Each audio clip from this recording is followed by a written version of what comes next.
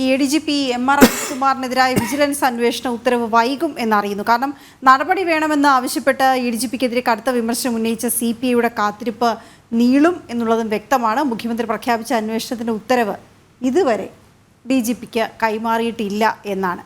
ഇക്കാര്യത്തിൽ CPIയുടെ നിരന്തരമായ ആവശ്യം മുഖ്യമന്ത്രി കാര്യമായി എടുക്കാൻ പോകുന്നുമില്ല. പ്രജിത്ത്, അപ്പോൾ അത് എന്താകും അതിൻ്റെ ഭാവി എന്നുള്ള കാര്യത്തിൽ ആശങ്കയുണ്ടാക്കണം. ഇത്രയും കോളിളക്കമുണ്ടാക്കി വിവാദമായ ശ്രദ്ധിക്കപ്പെട്ട CPI പോലും കടുത്ത വിമർശനവുമായി നിൽക്കുന്ന ഒരു വിഷയത്തിൽ ഒരു അനങ്ങാപ്പാറ നയം എന്തുകൊണ്ടാണ്?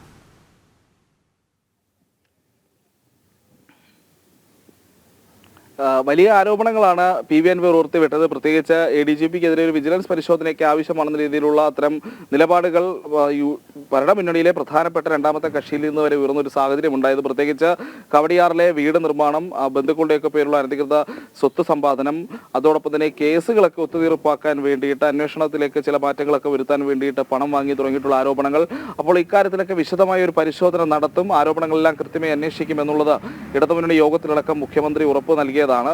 പക്ഷേ ഈ ഉറപ്പൊരു പാഴ്വാക്കായി എന്നുള്ളതാണ് ഏറ്റവും പുതിയ റിപ്പോർട്ടുകൾ പറയുന്നത് എന്നുള്ളതാണ്. കാരണം അന്വേഷണം പറഞ്ഞതിനപ്പുറത്തേക്ക് അന്വേഷണം നടത്തുന്നതിനുള്ള ഒരു ഉത്തരവ് പോലും കൈമാറാൻ സർക്കാർ തയ്യാറായിട്ടില്ല എന്ന് പറയുമ്പോൾ വീണ്ടും ഈ ആരോപണങ്ങളിൽ, ഈ അന്വേഷണങ്ങളിലൊക്കെ അല്ലെങ്കിൽ ഈ കേസിൽ ഈ അൻവർ ഉയർത്തിയിട്ടുള്ള വിമർശനങ്ങൾ, അതിന് പിന്നാലെ ഇടതുമുന്നണിയിലെ തന്നെ വിവിധ സംഘടനകൾ, ഘടകകക്ഷികളൊക്കെ ഉയർത്തിയ ആവശ്യങ്ങളിലൊക്കെ ഒരു മെല്ലപ്പോക്ക് സ്വീകരിക്കുന്നതിന് പിന്നിൽ ചില സംശയാസ്പദമായ കാര്യങ്ങളുണ്ട് എന്നുള്ളത് തന്നെയാണ് നമുക്ക് ഈ ഘട്ടത്തിൽ സംശയിക്കേണ്ടത്. കാരണം ആ നിലപാടുകളിലൊക്കെ ഒരു വ്യക്തതക്കുറവുണ്ട്. ഒരു പ്രത്യേകിച്ച് അന്വേഷണം നടത്താമെന്ന് മുഖ്യമന്ത്രി നേരിട്ട് പറയുന്നു.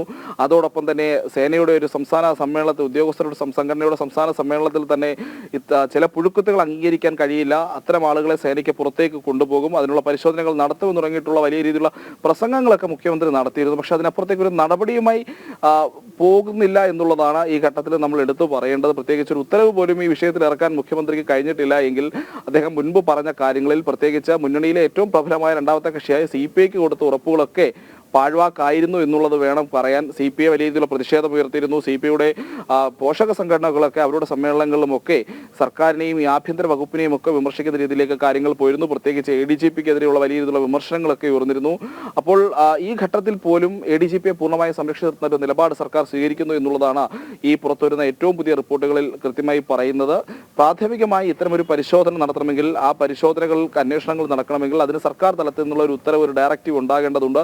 പക്ഷേ അതിന് പോലും തയ്യാറാകുന്നില്ല സർക്കാർ എന്നുള്ളതാണ് ഈ ഘട്ടത്തിൽ ഏറ്റവും ശ്രദ്ധേയമായ കാര്യം. അതും ഘടകകക്ഷിയിലടക്കം വിമർശനം ഉയരുമ്പോൾ, സ്വന്തം പാർട്ടിയിൽ നിന്ന് പോലും ആവശ്യം ഉയരുമ്പോഴും ADGPയെ സംരക്ഷിച്ചു നിർത്തുകയാണ് മുഖ്യമന്ത്രി എന്നുള്ളതാണ്. ഓക്കെ.